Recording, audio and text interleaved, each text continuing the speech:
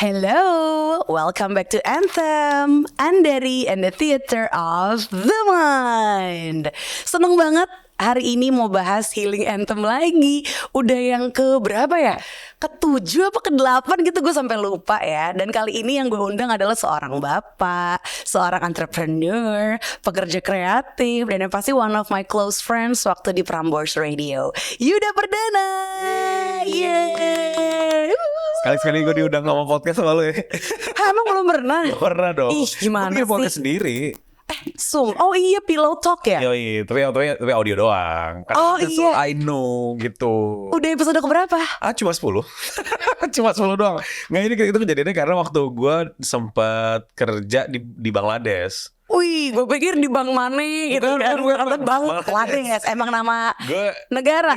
Boleh dideket lagi. Oh iya, sorry. Gue jadi expat ceritanya. Gue kesana, terus gue gak ada siapa-siapa. Gue gak tahu mau ngapain. Dan Bangladesh kan bukan kota yang kayak lo banyak activity kan. Oke. Akhirnya gue gak tahu mau ngapain. Ya udah gue bikin podcast deh. Oh gitu. Podcast Gara-gara gak tau mau ngapain. asik pakai handphone doang, terus ngomong, terus bikin apa sih ini, gue ajakin si siapa? Gue bikin bumpernya pakai suara Risa. Oh gitu. Risa gue bilang, Riz. Jadi kan dulu kan dia pernah gue bikin buat. Oh Risa cerita. Risa Fresh ngasih vibes kan. iya fresh vibes. Nah gue bilang kayak gue mau bikin kayak gitu lagi, gue bilang. Tapi gue mau Iya. Pillow Talk. Akhirnya pakai voice note dong. Voice note gue edit sendiri. Jadi loh. Terus kenapa cuma 10 episode? Karena udah balik ke Jakarta. Balik gue, maksud gue waktu itu kan banyak waktu kosong kan. Kayak Oke. weekend tuh gue gak bisa ngapa-ngapain. Waktu itu gak bisa ngapa-ngapain sih. Lebih tepatnya tidak tahu apa yang harus gue lakukan.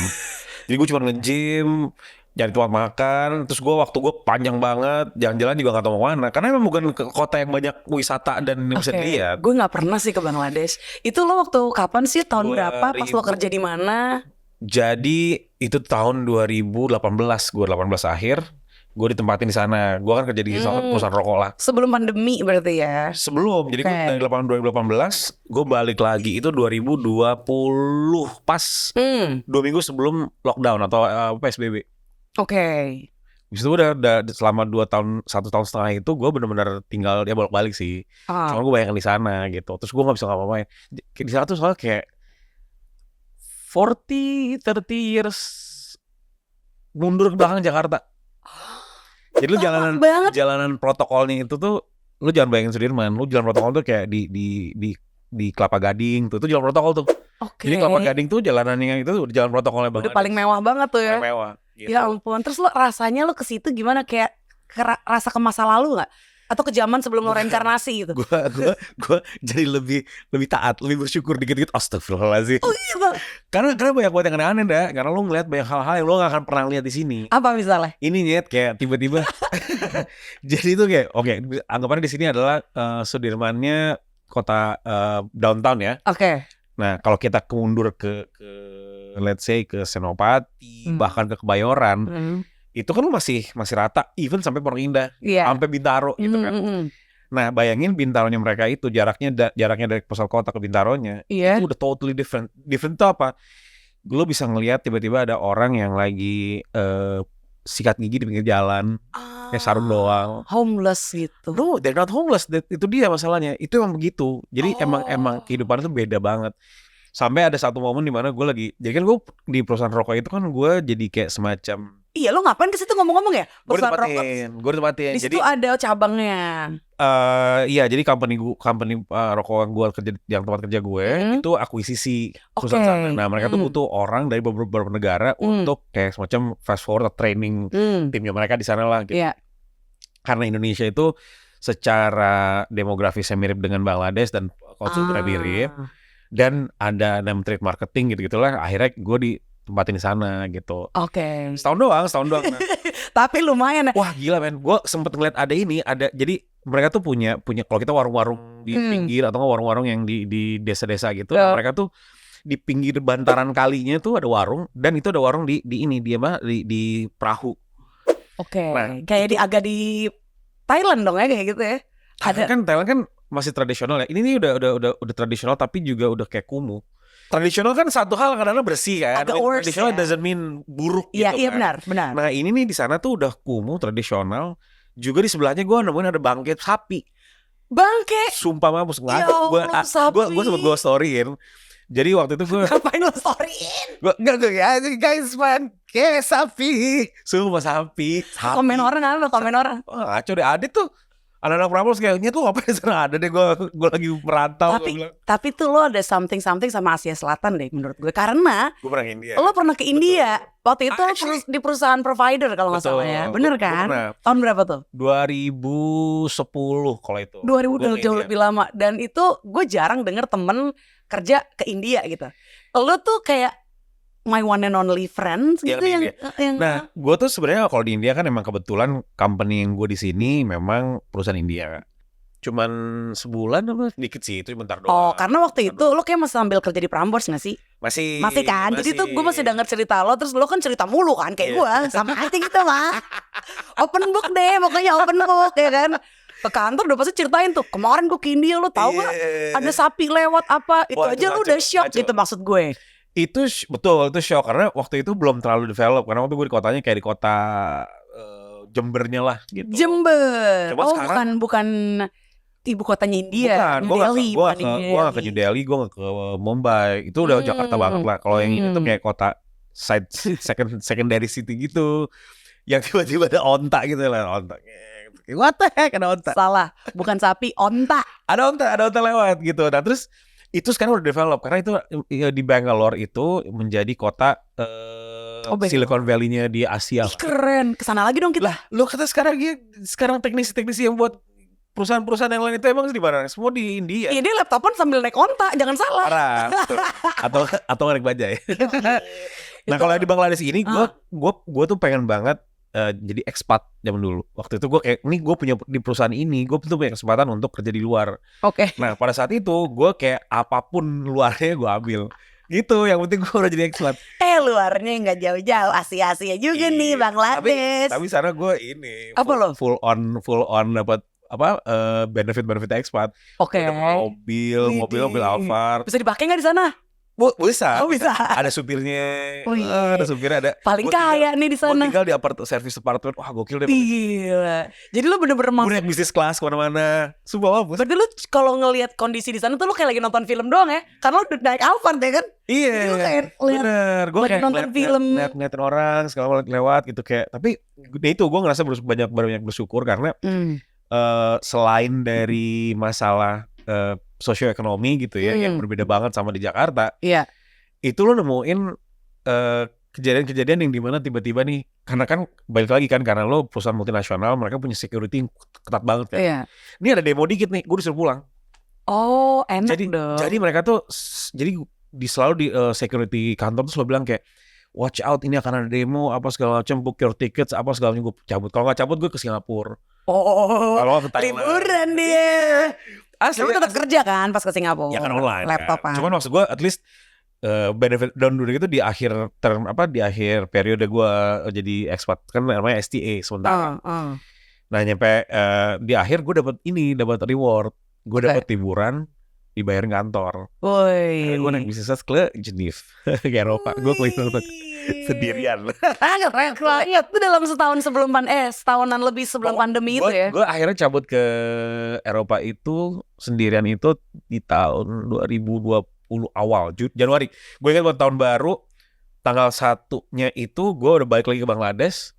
Dari Bangladesh gue berangkat ke Swiss. 10 hari di Swiss. Gila. 2 minggu lebih lah, 2 minggu lebih. Gue balik ke Bangladesh dulu. Gue packing pulang ke Jakarta. Apakah segitunya lo butuh healing kerja di Bangladesh sampai lo harus kayak liburan ke Swiss? Ada. Itu tuh zaman ini kan yang apa Asian Games Palembang Jakarta kan. Oke, iya. MRT dirapiin dong, ya kan. Nah, selama gue baru berangkat itu MRT lagi dalam masa perapian lah, jadi masih berantakan kan. Pas gue balik itu bener-bener lagi bagus banget dan gue tuh seakan-akan kayak sulap ya, bukan sih. Gue waktu itu sama pacar gue yang sekarang istri gue kayak kita jalan-jalan yuk please, aku pengen banget jalan-jalan ke Jakarta. Sumpah gue naik Vespa gue kan keliling. Wah bagus banget gatro. Iya kan, bener-bener kayak lo tidur bangun-bangun, wah Jakarta udah berubah. Iya bener, waktu cepet tuh. Cepet banget. Berarti presidennya bener. Jadi ngomongin politik nih. Langsung lah nih healing anthem lo yang pertama kan itu ada Stephen Day tonight. Gue waktu Kenapa yang itu dan apakah itu ada hubungannya sama ketika lo perjalanan ke Swiss itu? nggak ada. Jadi gini, kalau misal gue yang waktu lo tanyain ke gue lagu-lagu apa aja, gue tuh sedikit mundur. Jadi gue dimulai lagu pertama ini lebih ke lagu-lagu yang justru menceritakan masa gue yang setelah sama istri gue. Jadi kayak Masa lo yang setelah sama istri lo tuh tahun berapa tuh berarti? 2002. Jadi gini. 2002 2022, sorry 2022. Jadi Oke. 2 tahun yang lalu gue nikah lagi nih sama istri gue sekarang. Oke. Gitu. Nah sebelumnya banyak sekali masalah-masalah yang mendera. Salah satunya Apa sih masalahnya? Kayak tahu tapi gitu deh. Oke. Tapi yang pasti jadi tuh gue pacaran sama istri gue ini. Itu Sebut aja sih, kan udah istri. Oh iya, iya. Pacaran sama Filda gitu, namanya Filda. Oke. Nah. Hai Filda. Sayang. Hai. Tahu banget. Terus. Jadi gue tuh pacaran dari 2017 sebetulnya. Lama sebelum lo ke Bangladesh ya. Jauh. Oke. Bahkan di situ gue pacaran sama dia tuh banyak lah badannya on and off segala macam. Cuman karena gue suddenly gue ibaratnya kayak ya lu tau lah kisah-kisah gue kan gitu. Tahu nggak ya? Oke, itu membuat lo jadi apa? Jadi gue pokoknya pasca 2016 gue sempat mengalami depresi sebetulnya. Oh, udah ke psikolog? Atau cuma lo udah Enggak, I don't self-diagnose. Oh, you don't self-diagnose? Kan biasanya kan orang gitu ya, gue depresi no, gue ke psikolog? Gue ke psikolog. Dan bahkan gue akhirnya ke bukan psikiater ya? Psikiater. Oh, akhirnya? Akhirnya ke psikiater. Oke. Pada waktu itu sempat didiagnosa gue itu mild schizophrenic. Wow, gue baru tahu ini. Nggak ada yang tahu emang. Oh, nggak ada yang tahu. Tapi sekarang semua tahu. Nggak, karena akhirnya menurut si psikiater gue adalah once it passes, it's better you acknowledge gitu, dalam arti adalah nggak apa-apa lu bilang aja kalau emang lu pernah mengalami itu, karena lu menjadi self acceptance kan gitu. Iya, itu bener banget. Jadi awalnya tuh gara-gara ada satu kejadian yang sangat membuat gue drop banget dan dropnya itu bener-bener membuat gue tuh kayak dari satu titik gue mundur ke belakang. Tiba-tiba gue merefleksikan my actions zaman dulu. Which actions? Everything gitu, semuanya. Semua sampai dari lo kecil? No, nggak dari ada satu titik yang parah banget lah, yang dulu awalnya banget. Itu tahun berapa kira-kira tahunnya? 2010. Oke. Berarti dari 2010 sampai 2016 tuh lo berseteru di situ tuh? Enggak, justru enggak. Jadi gue ngerasa fine aja. Pasti baru 2016 pas puncaknya cepet ada kejadian gini, itu gue kayak mundur lagi ke belakang. Ke 2010 itu? Gue regress gitu kayak regress ke belakang. 2010. Iya, itu. Bareng kan? Iya, gitu dia. Turbulensinya mirip nih. Mirip. Nah, tapi beda kasus. Alhamdulillah beda kasus. Betul. Beda kasus. Nah, tapi intinya adalah jadi mundur ke belakang sehingga di saat 1 tahun itu gue tuh kayak dihantam pakai bom atom, gitu semua keluar dar gitu. Wow. Gue tuh sampai bisa ke-repress. Itu berarti kan yang gue pelajarin itu istilahnya entah suppress atau repress ya. Kayak repress emotion. Bisa jadi. Berarti sampai ke segitu repress. Bisa jadi. Dan akhirnya gue sampai ada momen di mana sangat mengkhawatirkan. Gue waktu itu sempat tinggal sendiri dan kebetulan gue tinggal bukan barengan, satu gedung lah sama sahabat gue. Oke, bagus dong. Karena sahabat gue bilang, udah dulu tinggal deket gue aja katanya. Udah kita tinggal bareng. Nah terus satu hari dia telepon gue ngajakin pergi gitu. Nyet di mana Nyet? Soalnya nggak berhasil menghubungi dia ke kamar gue gitu, ke kamar gue. Terus itu langsung kayak khawatir banget karena ngeliat gue tuh udah berbusa, enggak dong? Enggak. Ada sih momen itu, ada komentar. itu sesuatu yang mungkin I don't feel comfortable to share, tapi nggak apa-apa tapi sih. intinya hintnya. Ya intinya gue udah sampai tahap di mana udah desperate dan putus asa lah gitu. Sampai akhirnya dia kayak udah ikut gue deh, udah. Akhirnya kita ke psikolog segala macam. 2016 tuh ya. 2016 dan ternyata setelah ini akhirnya gue membuka diri bahwa gue mulai menemukan seorang teman yang tidak ada. Gitu. Halusinasi. Jadi gue tuh mulai merinding bro. Gue merasakan itu dan ya I mean nggak semua orang kan bisa ini ya, dalam arti kalau gue cerita kayak ini orang kayak lo mungkin ini kali. Enggak dong, gue nggak kayak gitu. Beberapa orang kan kayak gitu. Gue nggak kayak gitu. Dan kebanyakan orang kayak ngerasa kayak lalu ini ngayal dong. Dan akhirnya gue nggak berani ngomong karena gue takut akan dianggap seperti itu. Ngerti, fear of judgment kan? Akhirnya teman gue bilang udah deh, gue percaya apa yang lo omongin, kita sekarang ke psikiater aja. Dia nganterin gue ke sana ke psikiater, ngobrol-ngobrol sampai akhirnya pas udah di berapa kali sesi dipanggil, dibilang kamu sama siapa kesini, katanya sama sahabat saya dok gitu. Saya dipanggil nih sahabat gue, dijelasin depan sahabat gue bahwa Yuda ini mengalami, saya sudah diagnosa berapa kali ketemu, ini ada mild schizophrenic gitu. Mild, kenapa mild? Ini selama dia menyadari bahwa itu tidak benar, itu masih bisa kita ini. Gue kasih obat. Gue tadi kasih obat minumnya pakai air putih kan, nggak pakai kopi. Iya. Jangan dong, itu nggak di preskripsi itu. Nanti malah nggak sembuh-sembuh, malah makin halus. Bener. Itu gak ada doang itu, gak ada doang. Nah akhirnya udah tuh berapa lama, akhirnya gue sempet dikasih tahu kayak lo keluarin semuanya melalui apapun media. Iya, tulisan. Nah gue tuh dulu kan bisa gambar kan. Oh gitu. Gambar, baru tahu gue pikir lo tuh nulis ya oke lah, cuman kalau gambar tuh gue dulu seneng scribble segala macam. Baru sampai akhirnya gue ngegambar si sosok itu, sosok temen halusinasi, temen imajinasi lo, imaginary friend lah.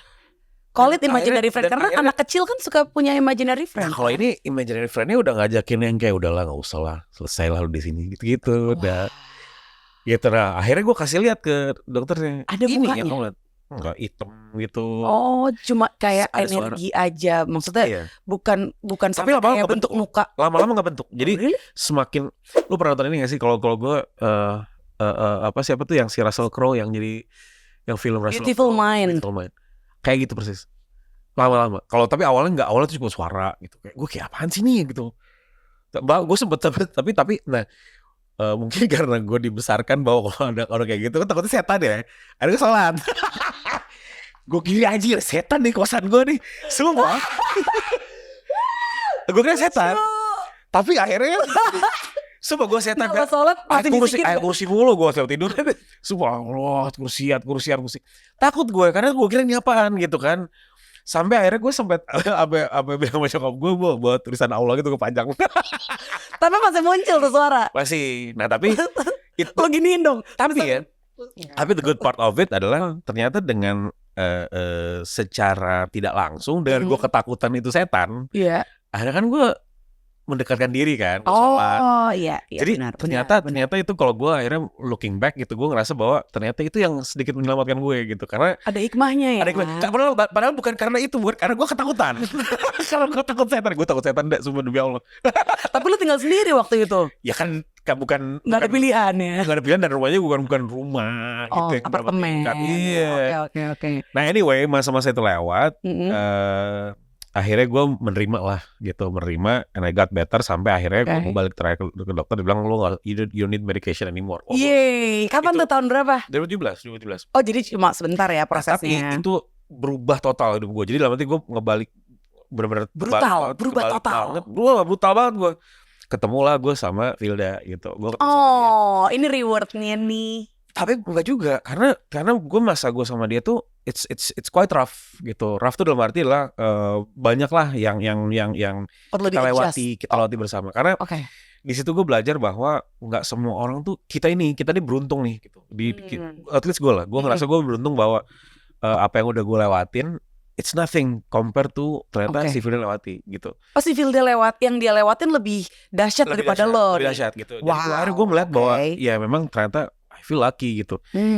Nah salah satu yang mungkin bisa gue ceritain adalah Vilda itu kehilangan suaminya waktu tahun 2000 berapa gue lupa deh. Pokoknya intinya dia masih hamil 2 bulan. Masih hamil, karena masih muda banget. Suaminya meninggal karena kecelakaan. Wow. Gitu. So it really affect her sampai dan dia belum kawin lagi sampai sekarang nih baru ketemu gue gitu. Tapi itu juga gue sama dia kan cuma 5 tahun kan. Iya lama, itu pacaran terlama lo gak sih? Kayaknya enggak, tapi lu tuh pacaran lama sih. Ini paling lama sih, betul. 5 tahun kan lama kan? Paling lama, udah gitu juga emang akhirnya kita punya tujuan. Nah salah satu gue kenapa gue Bangladesh adalah memang gue pengen start a new life dengan Velda gitu. Dalam arti gue pengen kali ini gue pengen bener-bener kalau emang Fokus. ini yaudah gue pengen punya rumah. Jadi ternyata orang tua kita bener gitu. Jadi Yang bagian mana nih benernya? benernya adalah di saat kalau misalnya lu bilang kayak lo harus punya rumah dulu, lo harus punya ini, harus segala macam. Ternyata bukan cuma masalah lo harus punya materinya.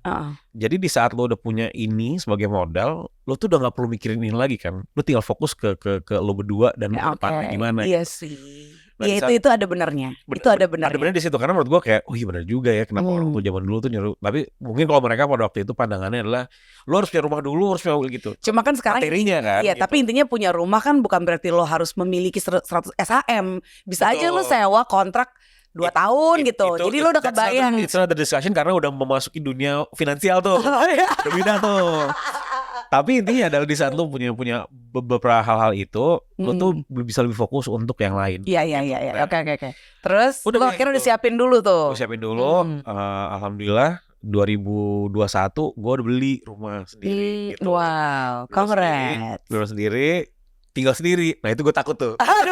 Karena ada beberapa kamar nih. 3 tingkat. Banyak belum. Gue tinggal sendiri. 3 tingkat. Tapi kecil 3 tingkat. Rumah apartemen apa.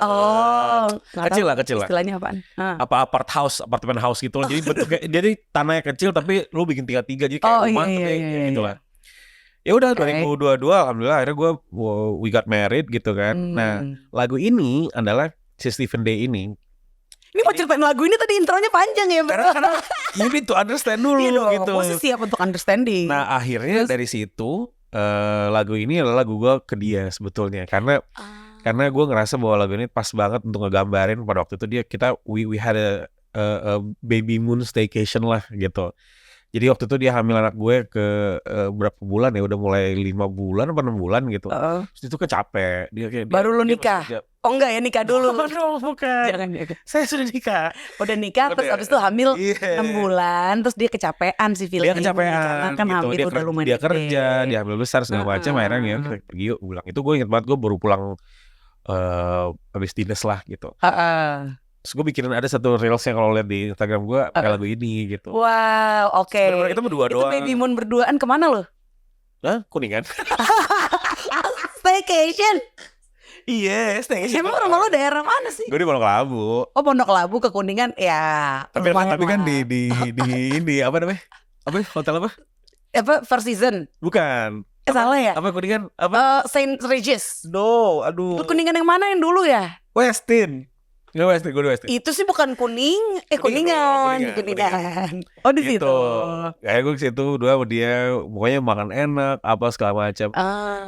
Akhirnya gue ngasih pokoknya gue denger lagu itu, gue tuh ngerasa tenang gitu karena she makes me calm gitu. Oh so sweet, so cute. Jadi healing gue tuh lebih kepada gue inget dia sih gitu karena menurut gue banyak hal. Nah kenapa akhirnya balik situ karena lagu-lagu yang lain tuh akhirnya gue mendapat benang merahnya, gue banyak belajar dari dia gitu kayak bahwa she puts me into another perspective mengenai hubungan suami istri gitu. Oh tadinya lo pikir gimana emang hubungan suami istri? Buat gue tadinya itu yang namanya hubungan suami istri adalah karena lo di kota kan, lo hidup di kota, lo tahu bahwa pasangan lo tuh juga punya mimpi yang sama dengan lo, bahkan lo punya mimpi lebih, mereka punya social life yang mungkin sama dan mungkin lebih dari lo. Sampai ada istilah kayak ya kalau kita married bukan berarti kita kehilangan diri kita sendiri gitu lah. Iya. Tapi pas gue ketemu sama Vilda ini gitu, gue tuh diajarin bahwa buat dia seorang istri itu seseorang yang memang mengabdi ke suami. Oh gitu. Gue tuh gak pernah mau gitu kayak gue gak pernah mau. Lo kan emang orangnya ngebebasin cewek banget kan, maksudnya kayak lo punya pacar siapa terserah lo bebas gitu. Sampai dari awal gue pacaran tuh misalnya gue ngapel gitu ya, itu selalu ngapel, ngedit gitu. Biasanya gue bawa martabak manis coklat kacang. Dia tuh bawain gue gelas minuman, dikasih minum. Oh gitu, nge-serve banget. Sampai sekarang, even dari hamil tuh, which gue hamil anak kedua dari dia. So now congratulations. Udah berapa bulan? Udah sekarang tuh minggu ke-10. So ya Allah, bulan 3 lah. Seneng banget, congrats ya. Perasaan baru kemarin lahiran deh. Iya. Lahiran tahun berapa ya Pak? Aku kan tidak terencana tapi alhamdulillah. Anak kan rezeki, anak tuh harapan. Harapan betul. Nah sebelumnya tuh tahun berapa anak lo? Anak gue lahir tahun lalu, persis tahun lalu. Iya kan? Jadi, Berarti baru setahun. bener. Ya Allah. Tapi seru. sampai sekarang pun dia tuh kayak sekarang nih gitu. Dia kamu mau pergi ini ya, mau ketemuan dari gitu bilang. Oh iya. Ini makanan gimana? Jadi dia sempetin bikin makanan buat gue. Even kalau misalnya nih gitu, kayak dia nanya dulu nih, kamu pulang jam berapa malam? Kalau misalnya pulang malam, ya udah mau aku tungguin nggak? Kadang-kadang tuh walaupun dia udah makan, gue belum makan, dia tetap nemenin gue makan. Ya baik banget sih, itu baik banget. You deserve that sih, Yud. Sumpah. Lo tuh I think everyone deserves sesuatu yang Iya. gue kayak gitu ya. Karena kan gue kenal lo dari dulu nih, dari tahun 2004-an lah ya. Udah Gua tuh 20 tahun loh. Bener. Kan gue ngeliat lo maksudnya ya, emang Prambors kan emang semua orang brutal di situ. Cuma lo tuh ada baiknya gue ngeliat. Maksudnya ada Kagak baiknya. dong, semua baik dari Prambors. Enggak, tapi beberapa kali pokoknya gue sering kok beberapa kali nangis ke lo kok. Iya. Dia tuh bener-bener calming, nenang, as a friend ya, bener-bener kayak udah ndak, lu tenang, lu udah cep. Bener-bener nenangin banget dan ya you deserve, kayaknya emang ini tuh manifestasi dari Yuda yang itu tuh. Kan Yuda ada berapa versi nih, ya kan? Iya, Ini manifestasi dari lu yang udah fokus ke lu yang baik gitu. Iya benar, enggak sih, maksud gue ngeliatnya kayak jadi pandangan gue terhadap pandangan gue terhadap perempuan, pandangan gue terhadap seorang pasangan hidup, pandangan gue terhadap keluarga, itu tuh terus terang dia yang membantu gue untuk shaping itu semua gitu. Oke. Karena mungkin ada juga yang lu bilang tadi, manifestasi adalah mungkin ada beberapa kesalahan-kesalahan gue yang lama yang gue ngerasa bahwa kayak I wanna do better gitu. Iya. Nah yang sekarang nih terus terang salah satunya yang paling utama adalah gue sama Vira tuh kalau berantem banget. Berantem banget. Gimana nih? Lempar-lemparan. Oh, Gue teriak-teriak. sampai lempar, bukan lempar ke dia. Lempar badan lu. Gue kayak dia lempar badan gak lah. Jadi tapi akhirnya gue menyadari bahwa itu gue meluapkan emosi, karena dulu gue nggak pernah ngeluapin emosi. Gitu. Oh iya? Lu nggak pernah Yud, even di rumah? No, Kok bisa sih? that's why kejadian waktu itu kan akhirnya kan nyambung nih gitu kayak. Kenapa waktu 2016 itu gue udah berhasil banget, karena gue nggak bisa mengeluarkan pendapat. Satu momen dulu pernah ada gue ngobrol lah sama pasangan gue waktu itu, dia bilang kenapa ya gue pengen marah mulu, gue bilang. Ini pasangan yang mana nih? Iya, oh yang sebelum Vilda lah ya. Oke, yang sebelum Vilda. Gue marah banget. Kenapa? Ya we don't know, dan gue tuh tidak acknowledge itu gitu. Nah sekarang di saat gue sering berantem itu berarti udah repress sampai dalam banget. Karena gue menghindari konflik. Gue menghindari konflik. Aduh salah banget itu Yud. Lu bintangnya apa sih? Taurus. Oh Taurus ya. Kayak gitu ya Taurus. Jadi menghindari konflik Anda. Bukan. Jangan. Kalau Taurus sekarang jadi akhirnya gue tahu diurus. Gue tunggu sampai tahu-tahu kurus ya. Nggak, tapi akhirnya dari situ gitu gue ngeliat dengan gue berantem, gue teriak-teriakan, dan bahkan kadang-kadang, dan dia tuh belajar untuk kayak dia di saat gue teriak-teriak dia merendah gitu. Keren banget. Tapi kalau dia ngetahan dong. Tapi akhirnya keren, Mbak Vilda keren. Terus tapi akhirnya gara-gara itu gue betul gue cabut gitu. Gue cabut mungkin ke lantai bawah, atau enggak gue cuma keluar doang ngerokok atau apa. Pas balik gue tenang gitu. Akhirnya kesal sama minta maaf. Emang gitu rumah tangga. Tapi akhirnya salaman. Gue juga gitu. Iya dong. Kita karena kan manusiawi banget tuh. Manusiawi, emosi, bahkan kadang kita di rumah sebenarnya bukan salah dia. Kita lagi rungsing aja mempikiran sendiri. Entah itu mungkin kerjaan, akhirnya dia ke bawah-bawah. Akhirnya gue pun ngomong gitu ke suami gue kayak tenang ya, ini it's not about you. Ini gue yang emang lagi pusing, jadi gue butuh dijauhin. Ya gue butuh dijauhin dulu. Jangan deket-deket gue. Nggak usah jauh-jauh deh, setiap PMS kan suka kayak gitu. Sampai akhirnya yang tadinya dia masih bingung, lama-lama dia ngerti. Oke. Bahkan ketika dia lagi kayak gitu pun gue ngelakuin yang sama. Gue menjauh dulu, tenangin, gue kuatin diri gue dulu, baru ngadepin dia. Kamu kenapa? Gitu-gitu kan. Iya, nah akhirnya di situ itu seru banget sih kalau bisa sampai kayak gitu. Gue menemukan titik itu sampai di mana sekarang itu gue merasa bahwa kayak gue mengatur kehidupan gue tuh kayak apapun gue harus ngeduluin mereka gitu. Contohnya tadinya emang lo enggak? No, gue selalu ngerasa bahwa gue ngeduluin karena akan saling ikut, ngerti gak lo? Kayak lo punya hidup lo sendiri, gue punya hidup sendiri. Ntar dulu nih gue udah kerjaan ini dulu ya, kita ketemu tengah gitu. Kalau sekarang enggak, gue lebih kepada kayak misalnya let's say kan gue sekarang udah usaha sendiri nih, entrepreneur sendiri. Misalnya harus ketemu calon klien lah, lagi mau ngelobi segala macam. Gue tuh lebih mikir gitu kayak, tunggu deh, ini penting banget gak sih gitu. Ada waktu nggak gitu. Terus kalau misalnya emang ternyata udah selesai, dan biasanya kan kadang-kadang suka ada lanjutannya kayak, itu santai dulu di sini apa segala macam. itu gue pasti akan bilang kayak gue gak bisa, gue harus cabut.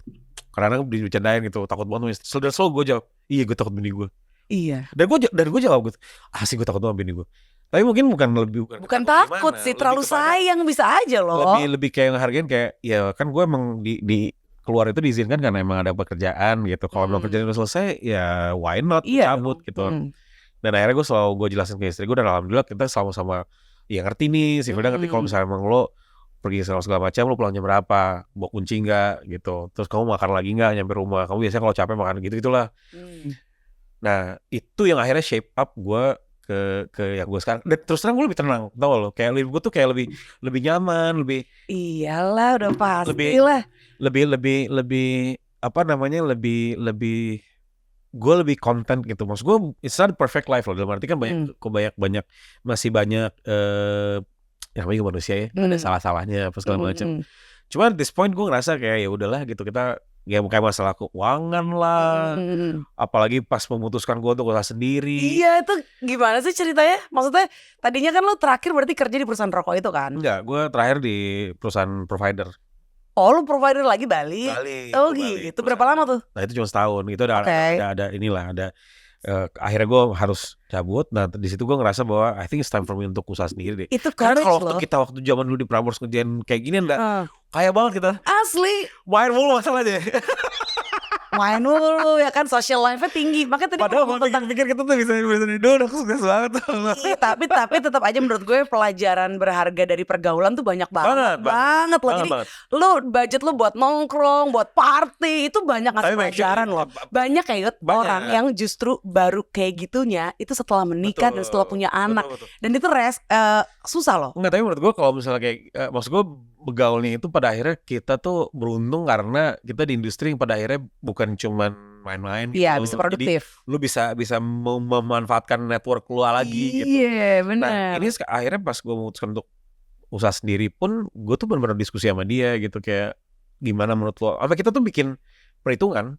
Wis, keren. Kita benar-benar bikin bisnis plan gitu yang kayak oke, kalau misalnya gue dapat segini, ini segala macam, kamu gimana, ini gimana segala macam, apa-apa. Oh, dia juga ikut involve di dalam. Oh gitu. Oh enggak di company-nya enggak. Cuma maksud gue bisnis plan buat kita di rumah. Oh gitu. Ada bisnis plan di rumah. Jadi perhitungan kasar gitu yang kayak hitungan financial gitu, kayak kalau misalnya gue sini, ini gimana, terus gimana ya, ini segala macam. Akhirnya kayak dia memutuskan untuk ya udah jalannya gitu. Gue baru banget gue tahun Januari tahun ini itu keren. Mulai. Gue ngerasa emang 2024 tuh apa ya, waktunya kita ngeluarin our superpower sih. Entah kenapa ya, kalau di gue gitu. Ya, kalau gue ngerasa kayak I think it's time buat aja gitu buat gue. Nah terus tiba-tiba pas udah jalan ada mulai beriak-riak masalah keuangan segala macam. Gue kira kayak gue sampai mikir kayak gue kayaknya ini aja kali ya gitu. Coba kerja nggak usah. Malah dia bilang jangan. Iya, tapi dia kerja. Dia kerja. Cuman ya maksud gue dia aim kita adalah dia pengen jaga anak-anak di rumah kan. Gitu. Kesana ya. Soalnya aku sekarang 4 kalau lahir. Keren. Tunggu. Coba dijelaskan jadi, ya. Jadi my previous marriage lah, gue punya anak 1. Oke. Dia punya anak 1. Iya. Anaknya dia tuh lebih muda dari anak lo yang pertama ini. Oke. Lucu. Cowok-cowok tuh. Cowok. Aduh. Yang terakhir lahir tahun lalu cowok. Gemes. Cowok. Nah yang ini nih cewek-cowok ya. Belum tahu apapun lah ya gitu. Apapun ya. Apapun lah. Cuman maksud gue kalau bisa cewek ya alhamdulillah. Kalau misalnya cowok juga alhamdulillah gitu. Cuman dari 4 ini kan berarti kan the weight is on my shoulder kan gitu. Iya, karena semua nyontoh lo kan. Maksud gue selain itu juga masalah menghidupi juga kan gitu, providing. Nah gue tuh dan dia tuh udah sepakat bahwa dia tuh nggak mau nantinya tuh pengen ada waktu di mana dia pengen di rumah jaga anak, tapi dia juga pengen usaha sendiri. Gitu. Jadi lo duluan nih yang usaha sendirinya. Sebenarnya nanti percaya atau enggak usaha dulu tuh dia. Jadi awalnya tuh dia tuh senang masak, dia tuh senang ngerajut, bikin crochet segala macam. Itu tuh sempat jualan tuh dia tuh. Oke. Cuman dia ngerasa bahwa kan gue mesti kantor agak susah. Iya, ribet. So she has a lot of potential. Jadi maksud gue kayak gue pengen banget nanti iya benar lu jalan sendiri deh gitu, lu jalan sendiri, anak-anak bantuin. Lagi kan anak gue kan udah 16 tahun. Bisa untuk bantu kurir nih, nganter-nganterin. Asli. Nah ini lagu yang berikutnya. Iya nih lagu berikutnya tuh. Jadi John Mayer itu, ya gue seneng banget ya, lu tau lah. Iya, Yuda tuh dulu, aduh dia tuh sering banget karaokean John Mayer ya kan. Itu kayak ala-ala John Mayer deh. Tapi gitu. John Mayer di album ini ya, di album yang awal-awal lah. Kalau yang ada Back to You itu. Iya itu. Nah itu gue di lagu-lagu Jeremy itu kan ada lagu Comfortable sama Saint Patrick's Day. Itu sebenarnya basically menjelaskan tentang hubungan. Nah, Oh, ini langsung lagu kedua, lagu ketiga nih ya? karena menurut gue itu saling nyambung lah. Oh gitu. Saling nyambung dalam arti adalah sebenarnya nggak ada urusannya. Gue tuh bukan tipe-tipe orang yang Nyambung-nyambungin. nyambungin lagu gitu yang kayak oh ini lagunya sesuai hidup gue. Sering cut nih. Medley. Gue seneng nadanya. Gue cuma ngambil ada beberapa bagian dari lagu itu yang kayak gitu ini seru nih gitu atau nggak Nyanyiin dong.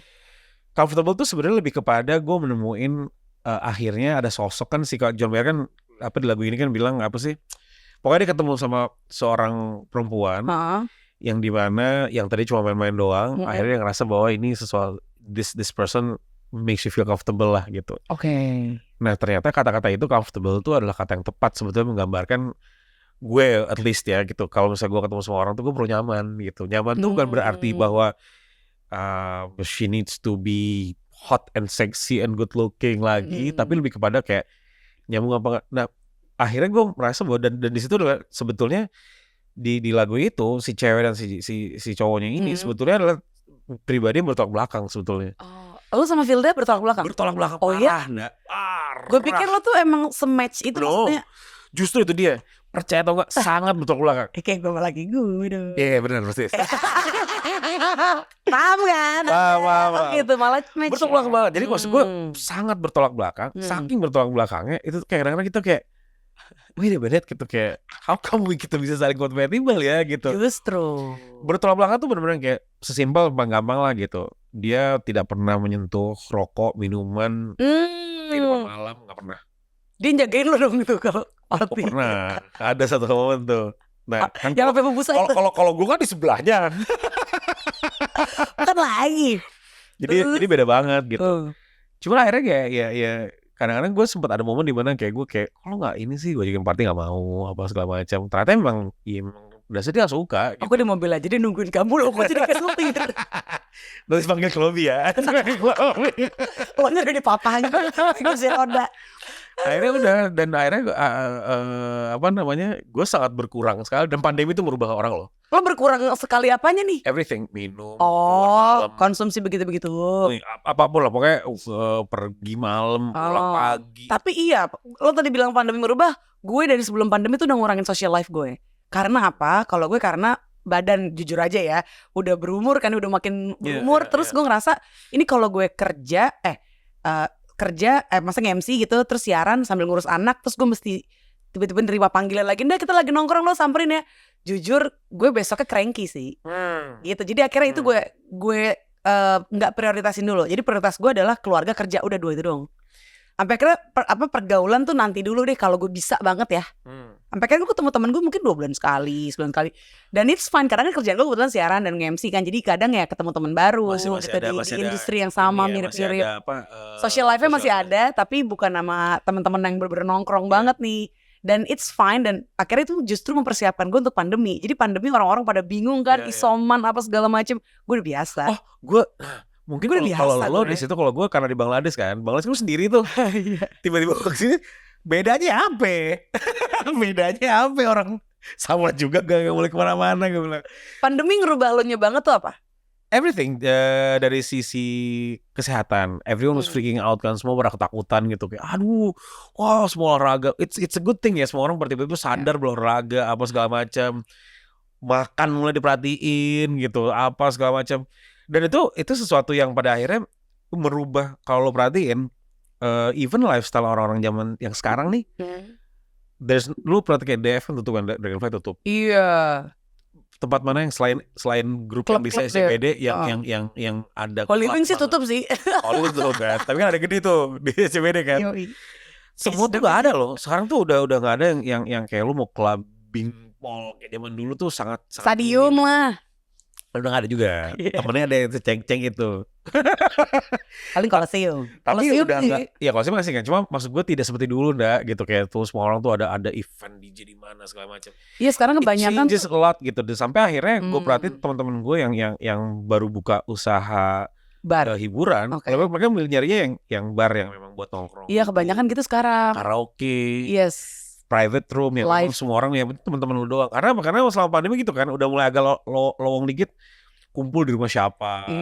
Iya, ini namanya manusia makhluk sosial juga Tapi kan. pada akhirnya itu merubah orang kan. Nah, Merubah apa ya? the way mereka Habit. habit hiburan mereka nyari hiburan tuh Mm-mm. udah berubah gitu. Mm-mm. Dan akhirnya ngerubah badan kalau gue. Gimana Gue badan lo jadinya? capek gitu lu kalau misalnya capek gue mau males gitu terus kayak gue rasa tuh kayak gue pengen gue udah tiduran aja deh, apalagi semenjak gue ada anak gue kan. Iya, lo sih ada faktor XX-nya banyak gitu. Banyak, Maksudnya selain pandemi mungkin lo jadi kebiasa relax gitu kan, Iya. kebiasaan rebahan. Sama mungkin ya lo Sama ada gua- bayi, sama- ada bayi tuh ngaruh lo jadi pengen tiduran mulu sama dia. Bener, sama gue lebih kayak sekarang karena gue pandemi gue sepedaan dan akhirnya gue terus sampai sekarang. Gue udah kayak nanya nih pasti ada jadwal hari Sabtu sepedaan, gue Jumat kayak gue balik jam 11 ya. Iya. Karena gue masih mau sepedaan. Misalnya gue sampai sekarang gue mau menggalakkan itu karena gue sekarang itu gue dari rumah ke kantor alhamdulillah cuma 13 menit, naik sepeda tuh cuma 3 kilo.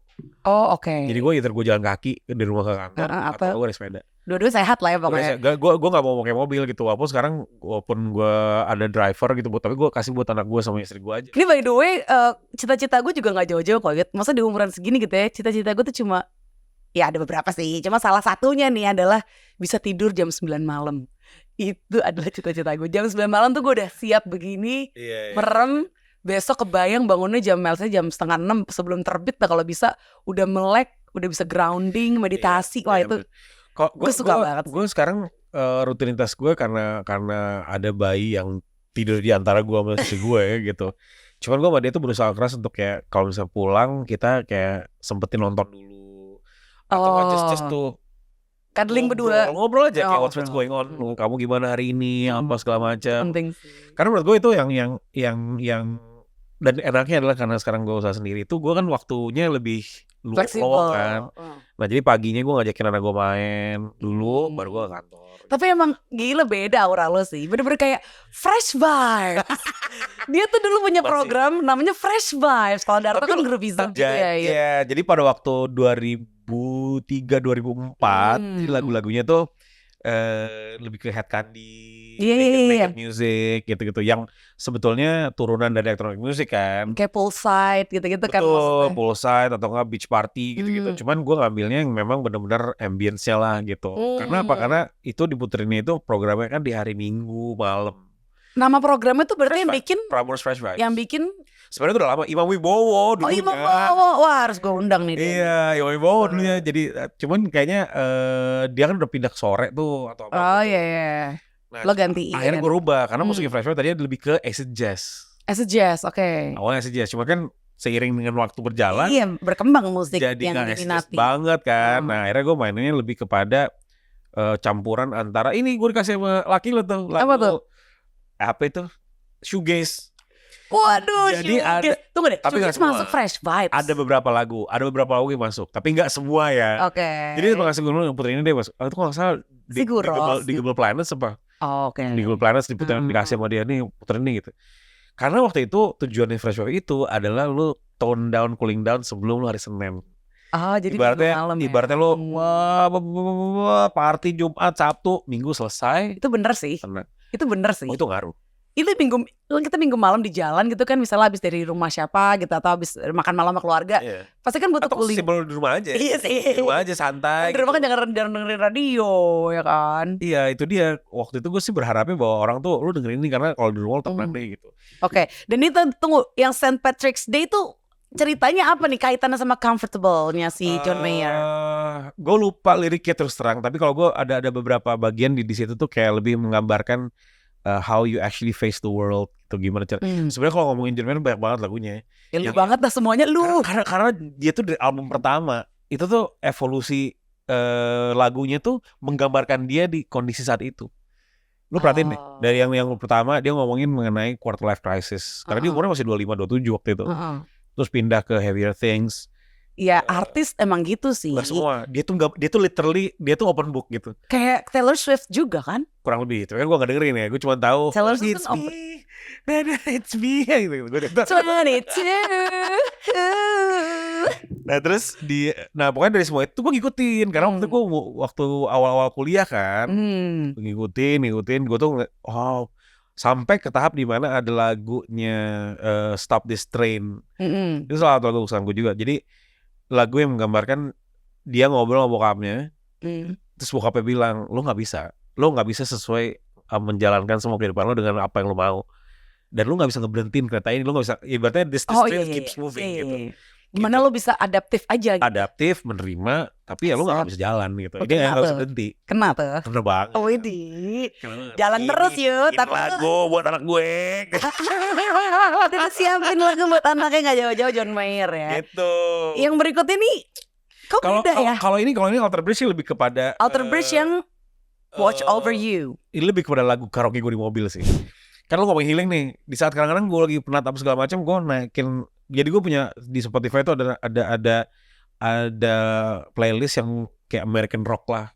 Karena waktu itu kan zaman American rock banget tuh. Iya dong. Siaran Alternatif ya kan? alternatif. Nah gue tuh si lagu Watch Over You ini lebih kepada lagu karaoke sih. Nggak ada artinya banget nih gue, cuman healingnya dari saat gue nyanyi lagu itu kayak dia ada lagunya agak track tinggi, gue nyampe gitu. Nyanyiin yuk. Gak bisa gue. Ih apaan lo? Anggap aja ini mobil lo, gak ada gue. Sih kagak bisa. Pokoknya lagu itu hanya lagu yang kayak membuat gue kayak lagi gitu. Ya udah sedikit aja sih Yud. Udah ntar aja. Nggak mau Yaudah gak boleh pulang.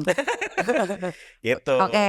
Mundur lagi ke belakang sih kalau misalnya lagu yang berikutnya kayak si Kings of Convenience. Ini sih gue suka. Ini gue kena juga Cayman Island. Teng teng tereng teng. Ini kalau ini lagu yang beberapa lagu ke belakang sih sebenarnya lebih ngingetin gue sama siaran. Jadi ya menurut gue salah satu fase hidup gue yang sampai sekarang ngebentuk gue itu adalah di Prambors. Gitu. Salaman dulu boleh gak sih? Gue bentuk tuh dalam arti adalah kadang-kadang kan lo kalau misalnya denger lagu, kalau gue denger lagu, gue belum tentu harus lagu itu tuh punya makna tertentu buat gue. Iya, maknanya tuh bukan berarti lirik itu gue banget gitu, kayak gitu. Kadang gue juga baru tahu liriknya setelah beberapa tahun gue dengerin lagu. Karena ini sering nyangkut di gue, dan somehow gue jadi teringat masa-masa yang terjadi di lagu itu. Nah, salah satunya Prambors kan. Ketika lagi siaran karena nih lagu ya. Lagunya lo tuh mulai siaran tahun berapa sih? 2003. Enggak, maksud gue elunya umur berapa? Berapa itu? Nggak tahu gue. 2003. Jujur aja ya pokoknya 20 kali ya. 21 lah. 21. Oh gue agak lebih cepet dikit 18. Jadi karena yang gue tahu kan masa-masa puber ya, itu emang ada sistem di otak kita tuh yang berubah kan, sistem limbik. Jadi itu sistem yang emosi semua tuh, emosi lu. Kabel agak lama. Dan salah satu masa puber kita, gue nggak tahu di Prambors tuh hitungannya masih puber atau enggak, tapi gue rasa itu masih udah mau mencapai batas ya. Kadang-kadang sampai sekarang juga masih. Iya asli. Terakhir tuh di Prambors, dan itulah yang ngebentuk karena masih kayak emang proses pembentukan karakter gitu loh.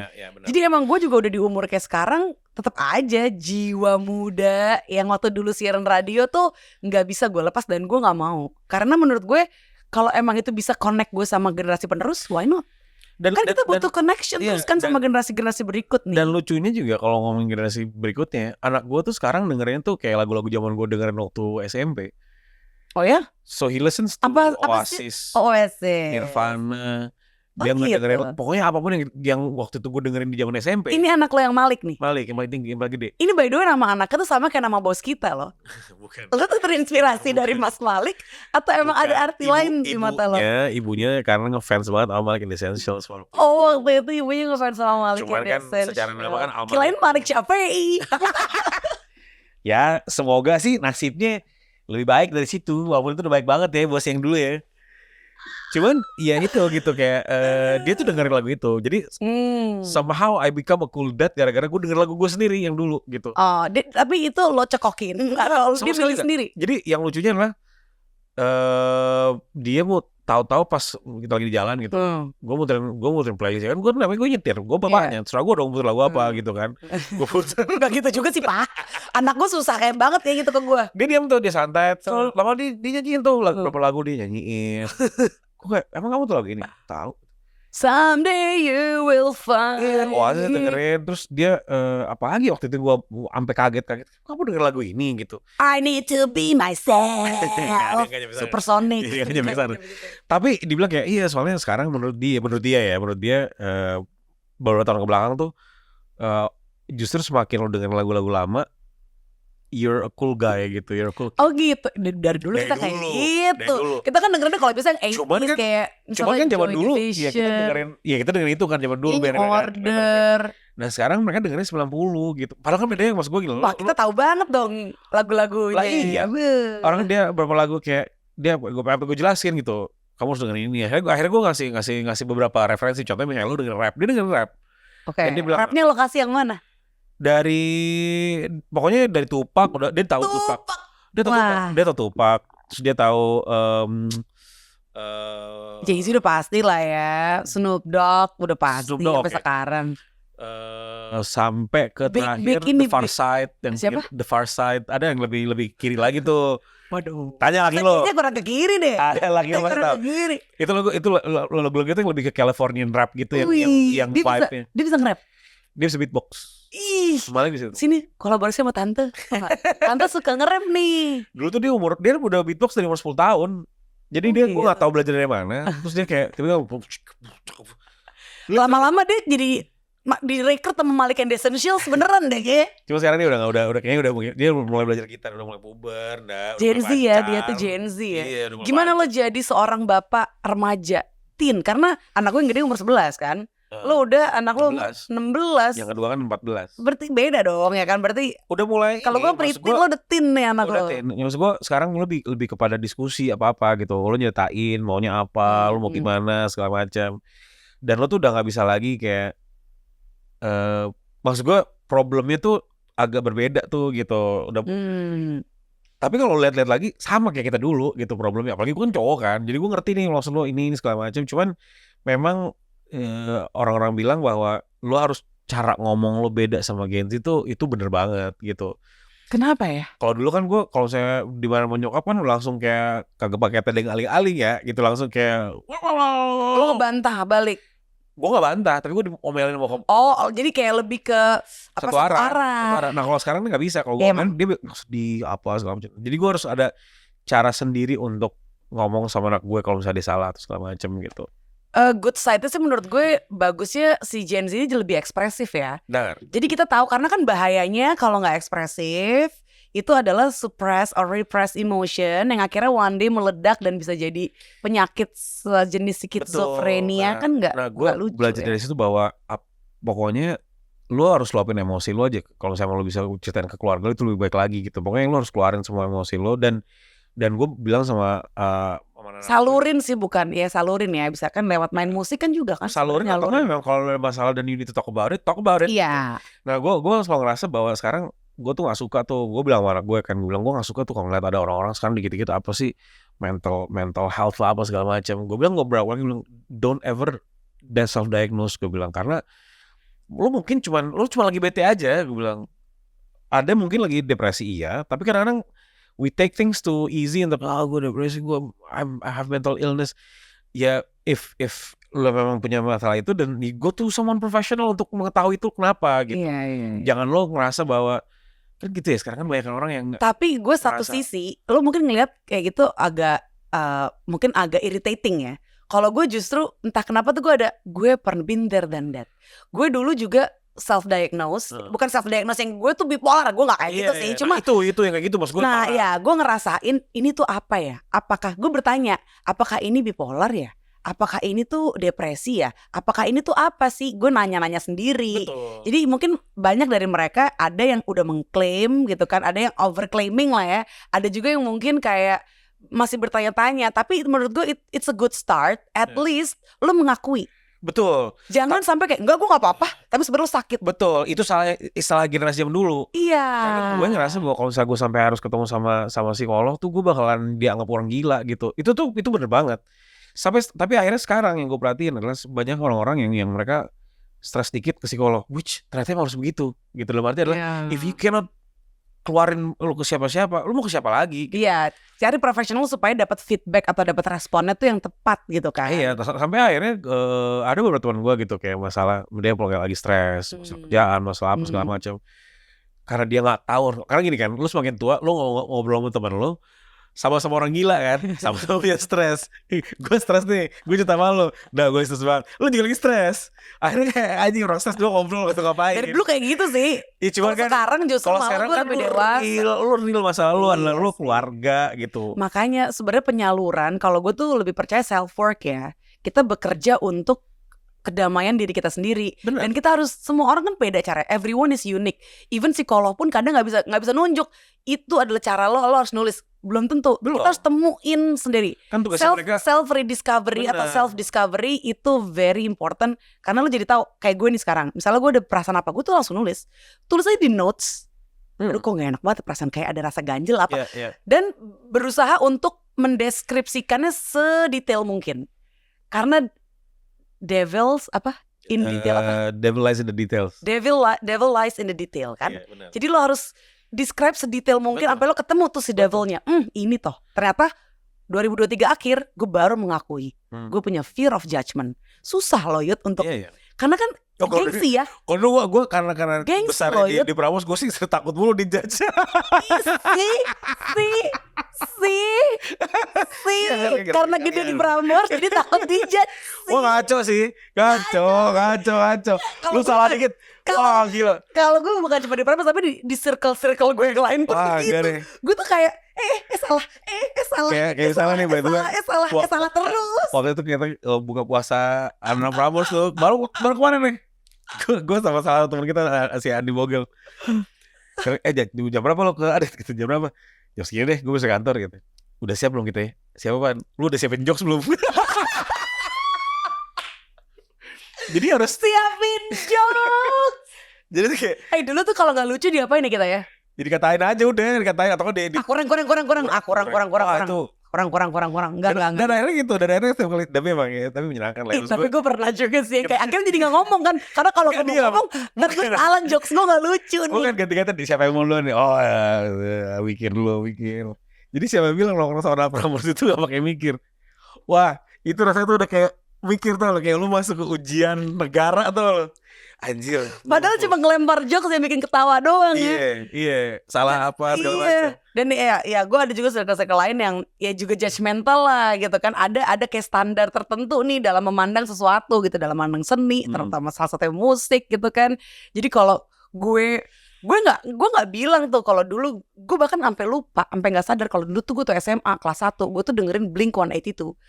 Jadi ketika gue nggak sengaja nonton live YouTube di Coachella ya kan, live YouTube-nya, terus tiba-tiba gue dengerin mereka perform, gue tuh berbunga-bunga hati gue, kayak gila ya ternyata gue tahu semua lagunya dan itu bikin gue happy. Dan kenapa ya? Terus gue mau posting aja nih, gue ragu-ragu, aduh. Karena it's not my image yang gue bentuk kan, karena itu kan punk banget, cowok banget kan. Tapi lu sadar gak sih bahwa itu semua akhirnya banyak yang terpatahkan. Contohnya nih, lu ngomongin Blink-182, lu ngerasa kayak gue posting ya. Bayangin gak kalau misalnya dulu kenapa tiba-tiba sekarang lagu-lagu kayak Wali, Stinky, lagu-lagu Stinky yang dianggap katrok banget zaman dulu, sekarang dinyanyiin kayak lu nyanyi tuh dengan penuh perasaan gitu. Apalagi ya kayak sekarang lagu sebenarnya sih semua orang punya selera masing-masing kan. bukan masalah selera, dalam arti adalah it shift gitu. Semua tuh berubah. Pada akhirnya yang dulunya dianggap malu-maluin, dianggap guilty pleasure, sekarang kayak gue harus main lagu ini. The Massive dulu pertama kali keluar, gue ingat karena waktu gue itu keluar, gue Cinta ini membunuh gue ya. Iya. Sekarang gue nyanyi pakai hati. Saat aku kayak tangan segala tuh gini.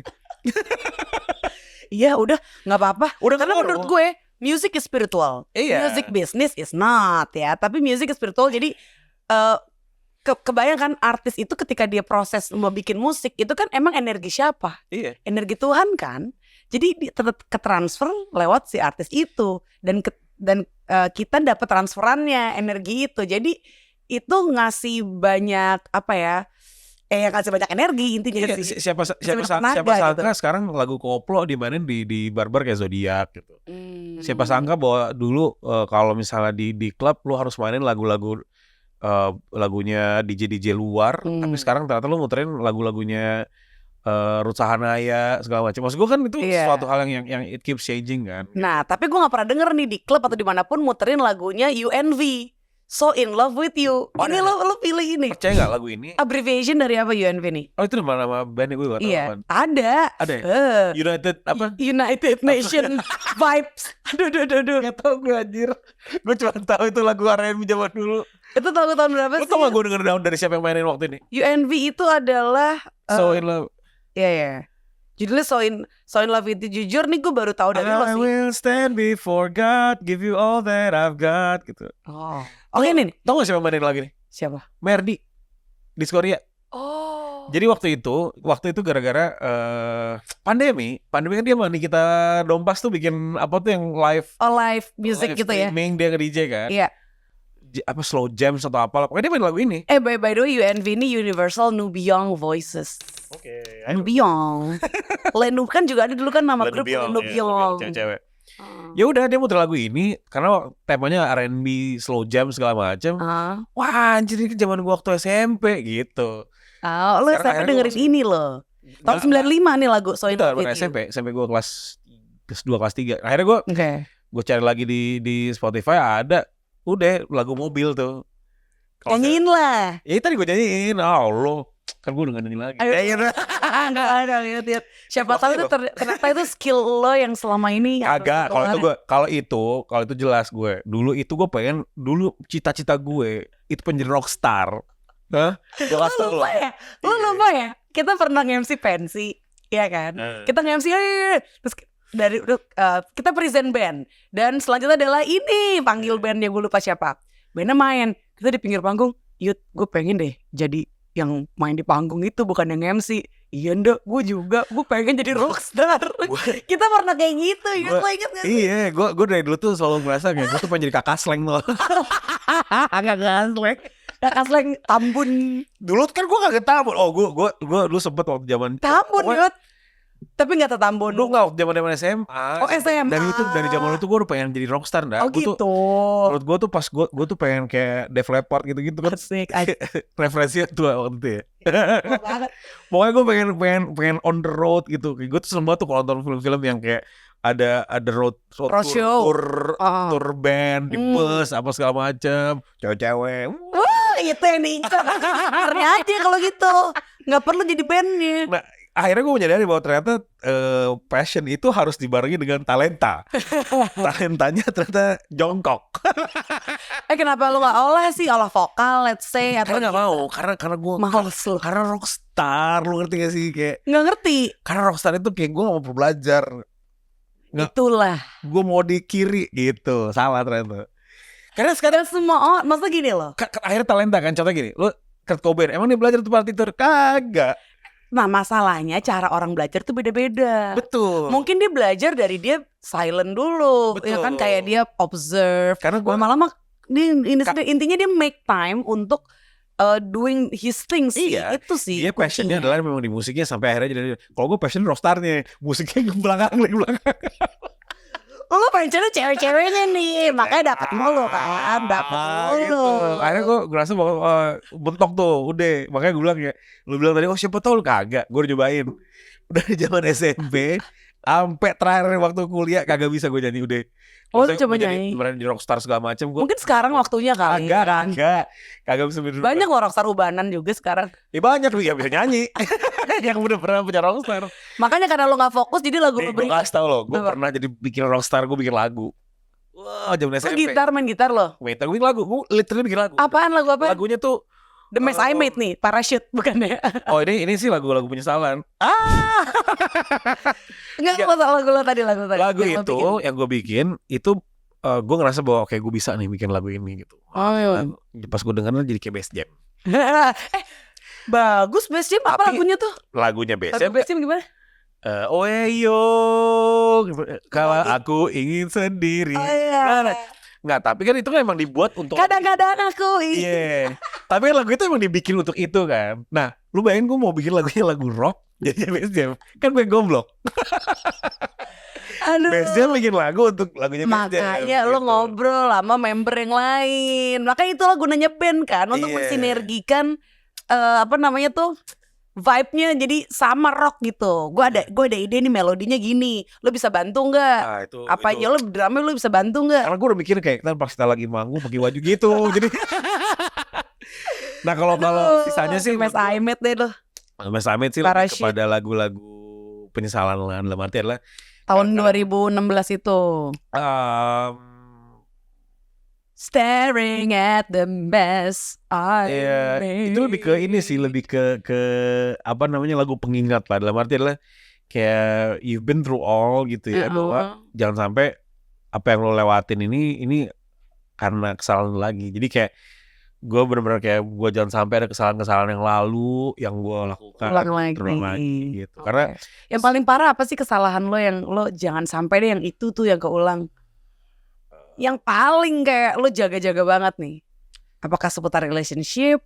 Apakah seputar trust? Komitmen sih. Komitmen dalam arti to everything. Dalam arti gini, komitmen terhadap apapun yang lo lakuin gitu. Maksud gue ya komitmen kan macam-macam ya. Ada relationship, ada juga ke kerjaan, ada juga ke mimpi dan goals lo gitu. Iya benar.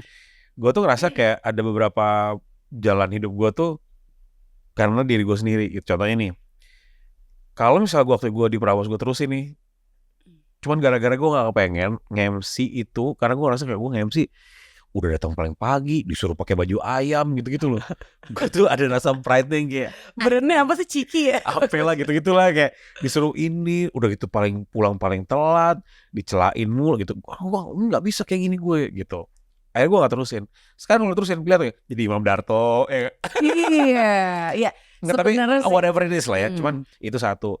Terus komitmen mengenai ya relationship gitu, menurut gue itu banyak banget yang harus gue perbaiki gitu untuk itu. Terakhir yang paling utama lah anak.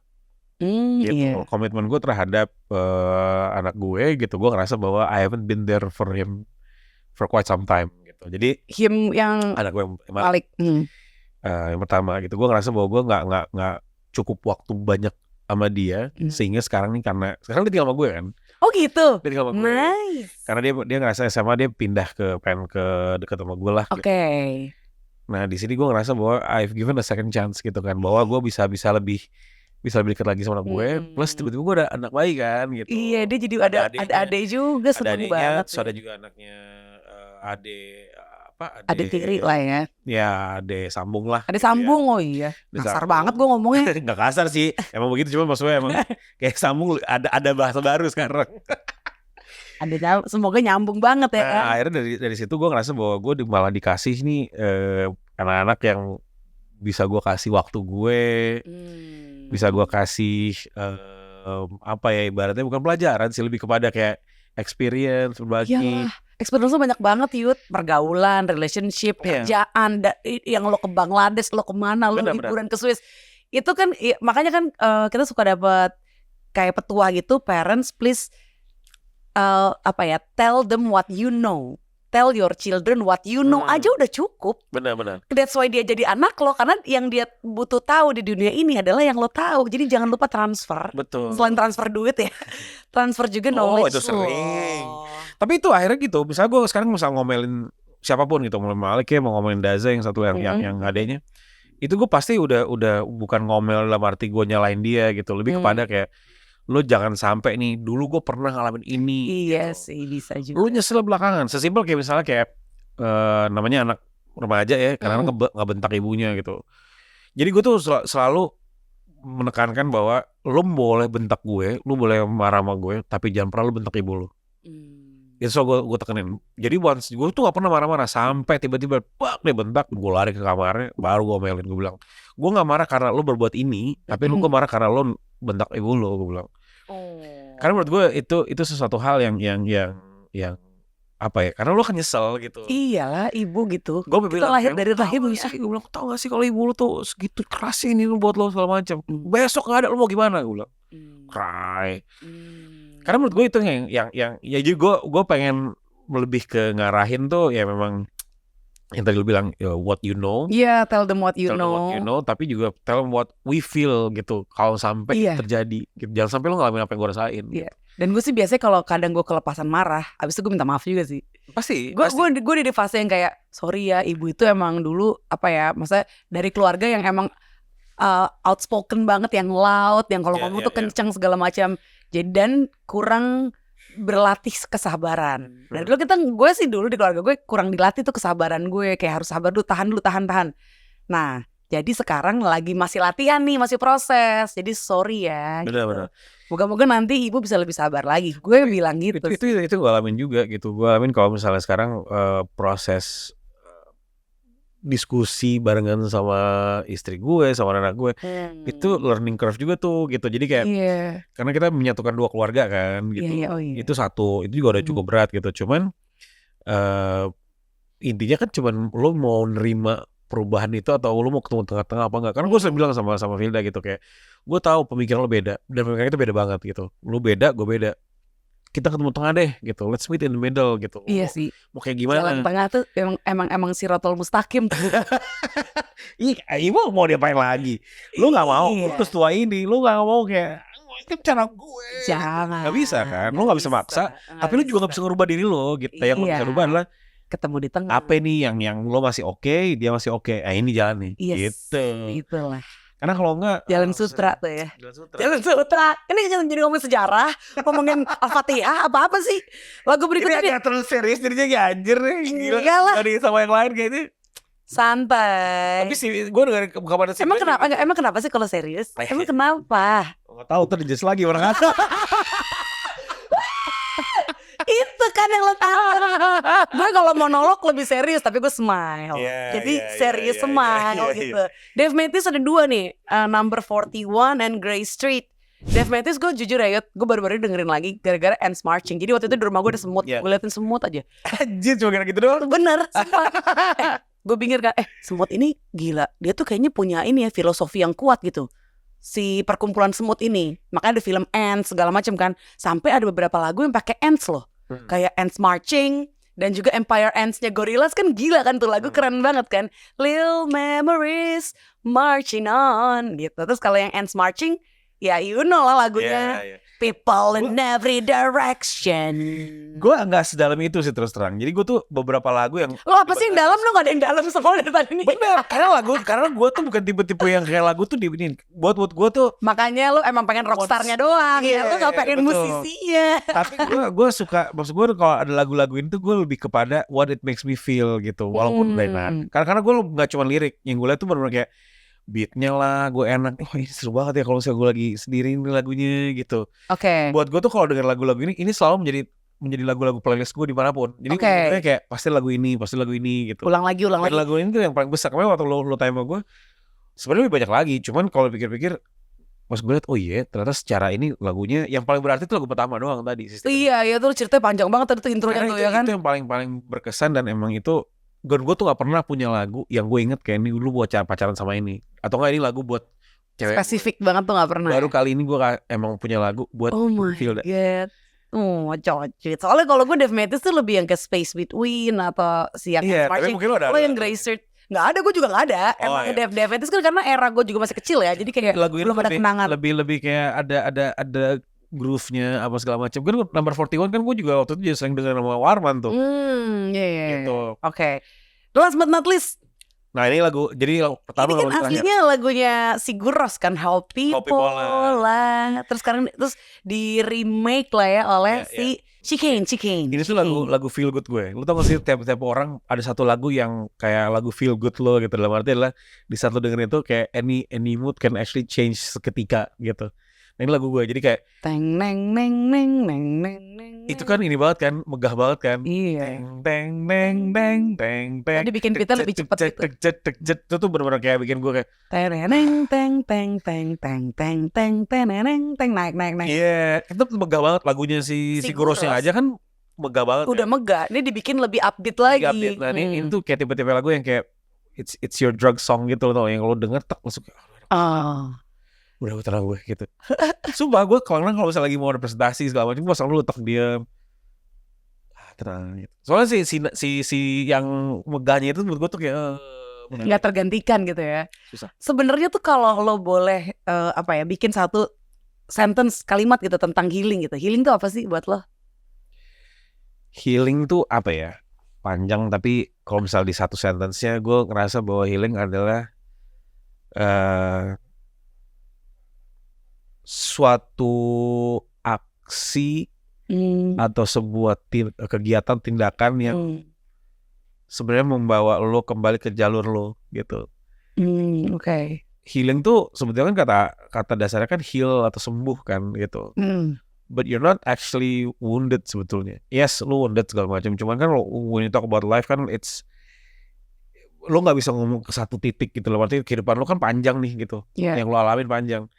Tapi gue yakin bahwa ujung-ujungnya kita ada sampai tahap ini kan kita di jalur nih. Ada jalur yang benar gitu, jalur yang tepat. Healing tuh menurut gue adalah kita lagi stray away sedikit nih, lagi kayak lagi nggak fokus, lagi banyak masalah segala macam. Itu adalah tindakan di mana lo gain your focus untuk kembali lagi ke jalur lo gitu. Oke. Karena jalur lo walaupun maksud gue kayak banyak orang yang nggak beruntung, tapi mungkin secara dalamnya lagi itu udah takdirnya dia atau itu jalannya dia gitu. Tapi maksud gue selama kita punya jalan ini yang merasa kita saat ini kita berada nih dari dulu kita di Prambors, lu nge-MC, lu kawin sama Oki, kawin segala macam, tak ada di sini, itu kan sebenarnya jalur kan gitu. Oke. So I think for me healing is something yang sesuatu yang lu harus lakukan untuk membawa lu kembali ke jalur lu gitu. Oke, nice. Gitu. Bukannya escape ya? Kalau escape kan kayak lo jadi makin nyasar nih, makin nyasar jalan lo. Maksud gue gini, escape tuh dalam kalau misalnya cuman kayak healing kembali ya, kalau ternyata itu healing kembali membuat lo kembali lagi ke jalur lo ya. Berarti itu bukan escape. No. Berarti itu bukan escape, berarti itu healing. Escape adalah tidak menyadari lo punya masalah dan lo choose to ignore bahwa masalah itu harus diselesaikan gitu. Yes. Menurut gue itu kayak udah aman nggak ada apa-apa gitu kan. Padahal sebenarnya kalau misalnya lo sadar lo beneran healing, journey-nya tuh tujuan untuk healing. Oke, gue party dulu nih misalnya gitu ya. Even itu party bentar, gue cabut karena emang gue butuh relax my mind dulu nih karena udah terlalu kusut di dalam. Abis relax lo nyanyi-nyanyi, lo joget-joget, oke gue balik lagi dan ya udah lo nyelesain. Bukannya berarti lo nggak nyelesain. Kalau escape kan lo ada kecenderungan nggak nyelesain jadinya. Karena kadang-kadang kita tuh suka ini di Jakarta terutama ya, kota besar, kita suka ngada-ngada tuh artinya kita tuh kayak kebanyakan kebutuhan apa segala kadang-kadang gitu, kayak lu stres tuh kadang-kadang ada-adain. Stres itu dibentuk karena misalnya contohnya nih, lu tahu lu nggak punya duit, lu minjem pinjol. Aduh, pinjem bengkel lu. Kalau pinjolnya itu dipakai untuk sesuatu yang memang kebutuhan dasar yang lu harus penuhi, gue masih kayak oke fine. Tapi ujungnya kalau lu contohnya lu pengen beli iPhone lah, kan katro ya. Maksud gue come on gitu, maksudnya emang lu punya stop gitu, jangan itu jangan dipaksain. Itu akan jadi stres yang nggak perlu gitu. Kalau sekarang lo masih suka stres nggak sih?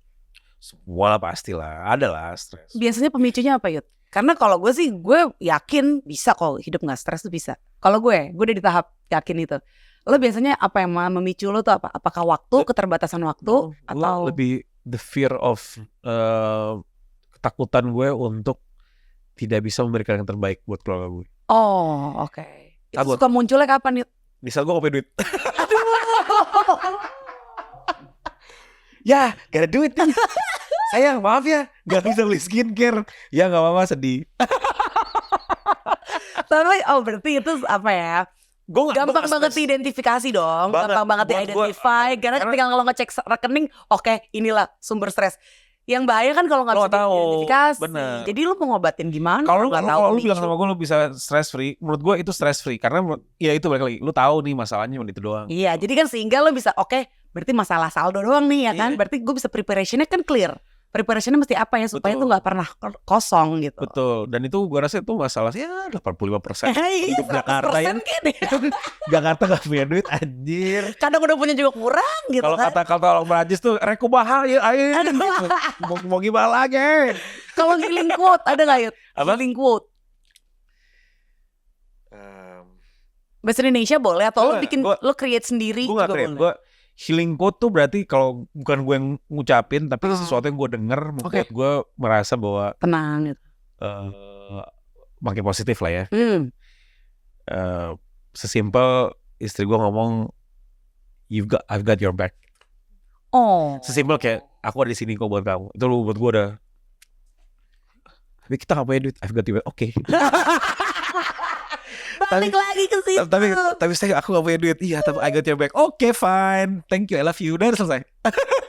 Pantesan karena di balik I've got your back tuh bener-bener ada semuanya tuh ya.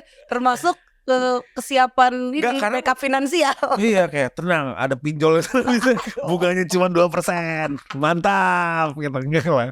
Enggak, tapi maksud gue gitu itu kayak capek lah gitu. Kita udah mengalami banyak hal gitu. Apalagi gue udah mengalami banyak hal juga gitu kayak sekarang tuh nggak usah ngada-ngada gitu. Dalam arti kalau misalnya emang ternyata ini akan lu tahu nih ini bakal bikin stres, nggak usah lah gitu. Jangan jadiin kayak apa ya, sesuatu yang sebenarnya lu udah tahu, jadi akhirnya lu kayak seakan-akan lu nggak tahu, dan akhirnya lu jadi terjerumus ke situ, lu kecemplung, kecebur, dan lu nggak bisa keluar lagi gitu. Terakhir yang dari istri gue bilang gini, terutama mengenai lawan jenis.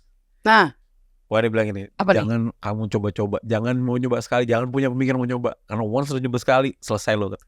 Jadi aku takut. sekarang namanya Yuda Setia Perdana nih. Ih, bukan lagi. Yuda Setia Perdana. Gue gak apa-apa, dia bilang ikatan suami takut istri. Apa-apa, hidup gue tenang. Tapi kan lo emang juga pengen dari dalam diri lo pengen kayak gitu kan. Jadi maksud gue gak apa-apa. Kalau tiba-tiba lu apa zaman dulu kan lu istri, bodo amat. Udah lah, gak usah fear of judgment lagi Yud. Kalau itu enggak gue, karena itu enggak gue. Iya. Aman. Berarti gue sekarang udah terkonfirmasi nih ya, my fear of judgment lebih tervalidasi lagi karena lo pun juga punya pandangan yang sama. It's because of that root ya. Ada. Tapi emang semua orang pasti ada itu menurut gue banyak lah. Iya, banyak orang. Gitu. Karena kan kita di dunia sosial dan pergaulan Jakarta kan, yang kayak semuanya ngejudge, gosip tuh kayak udah hal yang lumrah gitu kan. Dan ya udah, at least udah mengakui ada fear itu, dan gue sih rencananya dan emang itu yang gue lakuin adalah menghadapi fear itu terus. Jadi gue nggak mau menjadi diri yang tidak otentik cuma gara-gara fear of judgment. Jadi gue mau pengen benar-benar ngeluarin my authenticity. This is my authenticity. Iya. Gue terserah lo mau judge apa, this is my authenticity. This is bigger than your judgment gitu. Bener. This authenticity is bigger than your judgment. Dan karena gue ngelihat ada beberapa sosok ya, salah satunya si Tom DeLonge ya, Blink-182 itu yang gue ngeliat gila, dia into consciousness banget, into spiritual banget, tapi dia tetap melodic pop punk band gitu kan. Dan dia tetap menjadi dirinya, tetap jadi anak muda di panggung, tapi dia sebenarnya juga udah ubanan, udah umur segitu. Dan just be authentic aja. Dan justru itulah that vulnerability yang inspiring. Gue juga ngerasa bahwa sekarang gue Itu yang menginspirasi soalnya. Gue udah menerima bahwa sekarang I am not authentic. Dalam arti gue tidak ada sesuatu yang membuat gue baju gue sama kayak orang lain. Kadang-kadang pemikiran gue kurang lebih sama kayak orang lain. But I'm happy with it gitu. Lo kayak Kalau cuma outlook being mainstream is okay buat gue. lo itu ya. Being mainstream is okay. Tapi lo udah menemukan your authenticity kan? Your authentic self, yang kayak ini nih Yuda yang gue tunggu-tunggu. Dari lagu-lagu dari obrolan kita. Udah. Berarti ini udah lo yang authentic ya. Gue gak apa-apa gue. Karena kadang-kadang gue tuh memikirkan gitu. Kayak apa-apa tuh kayak gue pikirin. Gak usah ya. Ini podcast anthem Yud, Under in the Theater of the Jadi Mind. semua tuh udah gue pikirin. Dalam arti adalah apapun yang keluar emang it's something to do with apa yang gue rasain, apa yang gue lewatin gitu. Percaya tau gue sampai sekarang teman-teman gue ada yang sering nyamperin gue untuk ngasih tahu kalau misalnya kayak gue lagi ada masalah nih, gue harus kayak gimana ya. Oh gitu, curhatnya ke lo? Ya specifically on that part ya. Oh oke, Jadi relationship ya. mereka kayak gue gimana segala macam. Dan gue selalu bilang gitu, kalau misalnya ada udah mulai stray away nih dari masalah relationship, terutama pernikahan ya gitu. Iya. Gue cuma bisa bilang satu, lo kalau lo aneh-aneh, istri anak lo will be fine di dalam beberapa tahun ke depan. Gue bilang, lo yang nggak akan fine. Gue bilang. Wow. Karena sebetulnya this is not something yang terjadi dengan secara organik. Artinya you created this gitu. Artinya lo ketemu orang lain apa segala macam. Jadi at that point di mana lo ternyata lo menyadari lo yang akan menderita, istri lo sama anak lo udah hidup dengan orang lain. Wow, iya. So itu yang lo alamin. In the end it's not about lo akan kasihan mereka. No, mereka gak akan kasihan. Lo yang kasihan gue. Oke. Karena ujung-ujungnya lo yang akan derita, suffering. Tapi suffering itu is the gateway to consciousness sih. Jadi ya udahlah. Memang harus begitu jalannya. Yaudah, thank you banget ya ampun, gue seneng banget sih. Gue seneng banget ngobrol sama lo. Lo masih jadi Yuda yang seotentik itu ya, dari playlist yang lo kasih aja nih Yuda banget ya. Oh, di melo. Sebenarnya gak melo. Pagi-pagi udah melo. Sebenarnya gak melo. Cuma kayak apa ya? Kecuali Popiola ya. Kecuali Popiola. Itu juga melo kalau pikir-pikir lo. Cuma gue melonya tuh beda lah. Bukan melo yang kayak cinta-cinta. Tapi lo gak apa-apa kan dibilang melo? I think I am nih, maksud gue emang pada dasarnya ada alasannya almarhum Mas Imran Malik, Imran Thamir tuh naruh gue di acara malam tuh gue rasa ada. Iyalah, catatan malam lo tuh menurut gue legend sih, Yud. Menurut gue ya kayak gila dengan suaranya Yuda. Coba lo gimana itu siaran terakhir. Oh, iya. Siaran di Prambors. Agak deketan dong. Oh, iya. Kan harus segini sekepel tangan jaraknya. Enggak, lu tuh gue kalau misalnya siaran kan malam-malam tuh ya, jadi biasanya kalau tiba-tiba berubah suaranya, this is all about how you feel. And it's not about what other people think. Gue sampe gak mau liat muka lo tuh. Karena biasanya gue kan sore doang kan.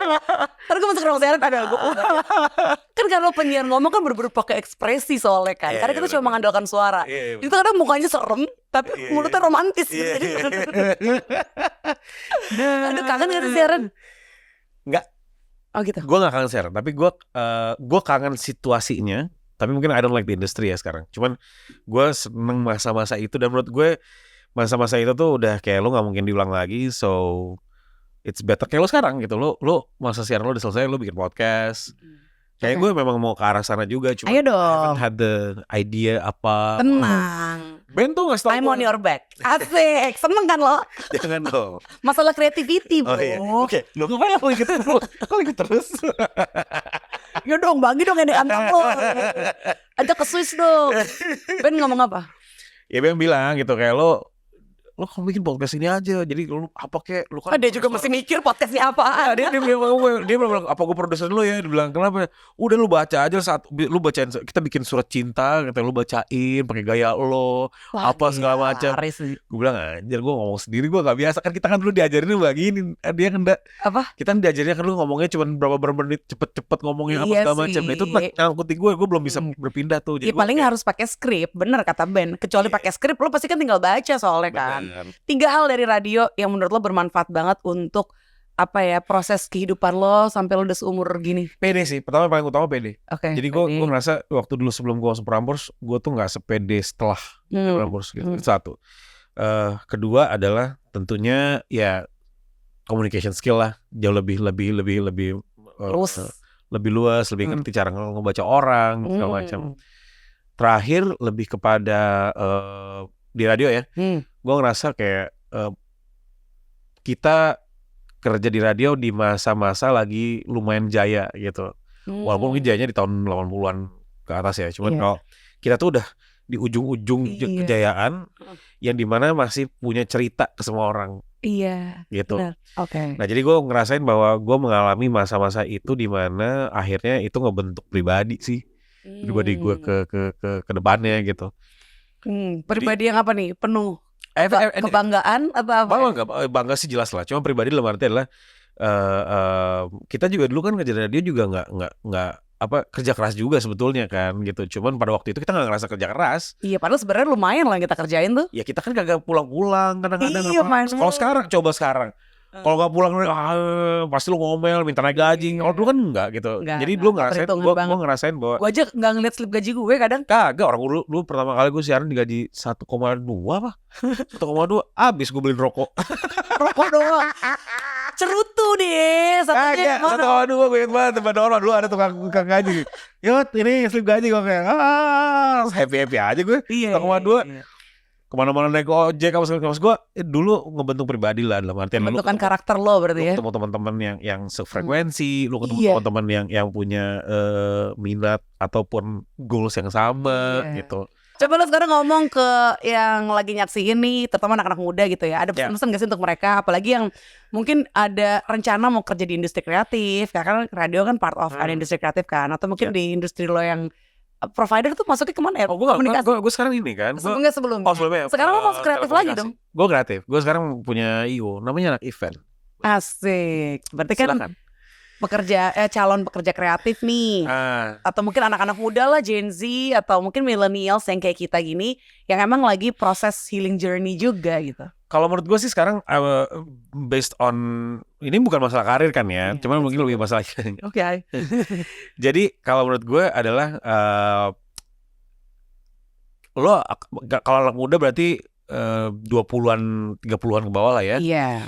Menurut gue akan banyak banget yang akan kita alami gitu. Lo akan banyak banget ngalamin hal-hal yang tidak sesuai dengan ekspektasi lo, tidak sesuai dengan jalan lo gitu.